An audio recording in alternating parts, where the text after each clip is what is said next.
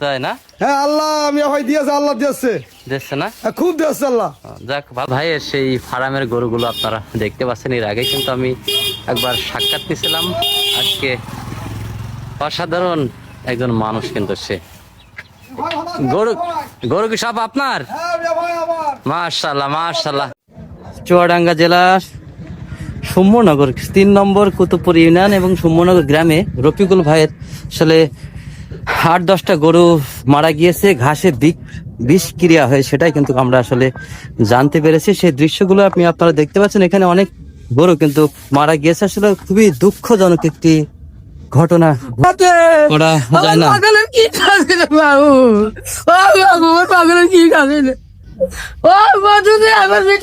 ক্ষতি করেন না, আমি কষ্ট করে মানুষ করছি, একটা 4 মাসে কইলে লোকে জানে খাই মানুষ করি, কত কষ্ট করে শুধারে আমার ভিতরে তো কে আর ক্ষতি করেন না। আসলে মেনে নেওয়া যায় না। দেখুন কি পরিবেশ, কি বলে সান্ত্বনা আসলে তাকে দেওয়া যায়। দেখুন কি পরিবেশ, এই একটা গরু মারা গেছে।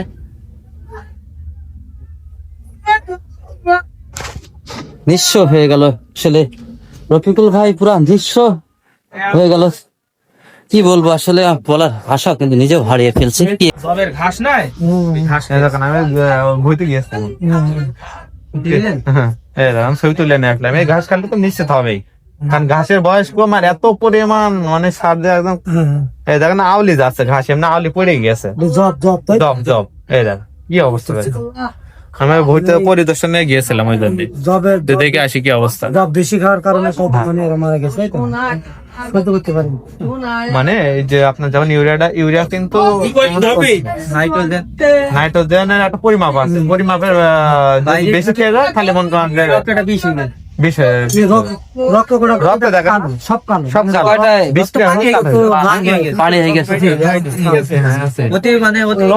ডাক্তার সাহেব, তাহলে মনে করেন আপনার এই বিষক্রিয়ার কারণেই গরুগুলো মারা গেছে আপনার ধারণা? জি জি। এই জবের ঘাসগুলো খেয়ে আসলে 9টি গরু রফিকুল ভাইয়ের মারা গিয়েছে।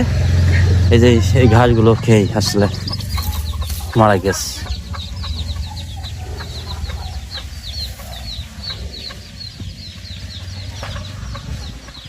সারাদিন কি গরু ঘাস দিছিল না? সারাদিন কি গরু ঘাস দিছিল না? মানে এইটা খাওয়ার পরে গরুগুলো সব মারা গিয়েছে। সকালে এলো ঘাস দিয়েছে, বিশালি দিয়ে খেয়েছে। তারপরে দুপুরবেলা রাত্রি যাবে, তা আমার বেটা বলছে যে ঘাস হইতে কাটে নিয়ে খাওয়া।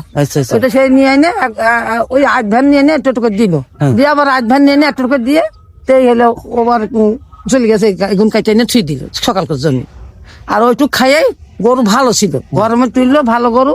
ওই আস্তে আস্তে গরু একারে পড়ে গেছে একটা গরু, ওই সাদা গরুটা পড়ে যাওয়ার পরে আমার ছেলে বলছে যে গরু মরে যাচ্ছে কেন, গরু মরে যাচ্ছে। দৌড়িয়ে আমরা সব গেলাম, যে দেখে আস্তে আস্তে ওই জার্সি গরু বড় বড়, সেই গরুগুলো সব আস্তে আস্তে কাজ না কিছু সাথে পড়ে যাচ্ছে, কাটি সব পড়ে গেল। সেমন মানুষ সব ইয়ে করলো, সব ছুটে আসলো, সব ডাইকে নিয়ে আলাম। 9টা গরু, 9টা শিরা পালে, যেগুন বড় বড় গরু 9টা হলো বাছুর হবে, সেগুন 2টো বাছুর হবে, আর হইলো সব আড়িয়ে গরু আর বখন গরু বড় বড় 9টা মারা গিয়েছে। 9টা এই জবের ঘাস খেয়ে আসলে গরুগুলো মারা গেছে। আসলে মানুষটি নিঃস্ব হয়ে গেল এক কথায়। একটি কৃষক যদি কত পরিশ্রম করে, সে মানুষটি যারা চিনে থাকেন এবং যারা না চেনেন অবশ্যই এই শীতে সাবধানের সাথে ইয়ে করবেন। হয়তো এই জবের ঘাস খেয়ে বিষক্রিয়া হয়ে হয়তো গরুগুলো সব প্রাণ হারিয়ে গেছে। আসলে রফিকুল ভাই নিঃস্ব হয়ে গেল, এক কথায় বলা চলে, নিঃস্ব হয়ে গেল।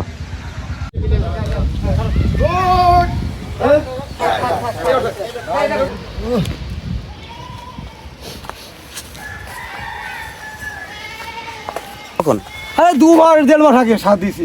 2 মাস 1.5 মাস আগে সার দেয়া? সার ওই তো বলো তো কতদিন আগে বলো তো। হ্যাঁ, আরো মেলা দিন আগে দেয়া। আর মারে নাই, আর 3-4 সেল দিছি, সার দিছি। কেউ মনে না সমুদ্রের কি দাম কি হইছে? হ্যাঁ, টোটাল গরু ভাই কটা গরু? 22টা গরু। 22টা, তার ভিতরে মারা গেছে কটা? কথা বলে ভালো হবে।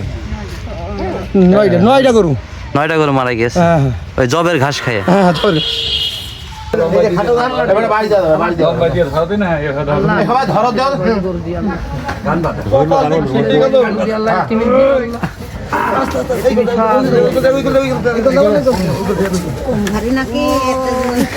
আমার পয়লা বছর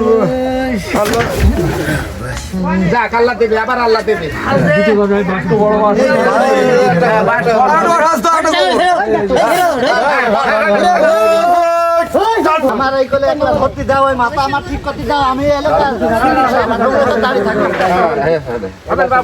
আমার উপর চাপি দাও আমি হইতাছি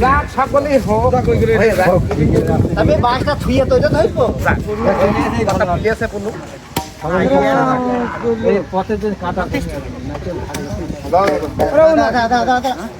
খিতি মারে গরু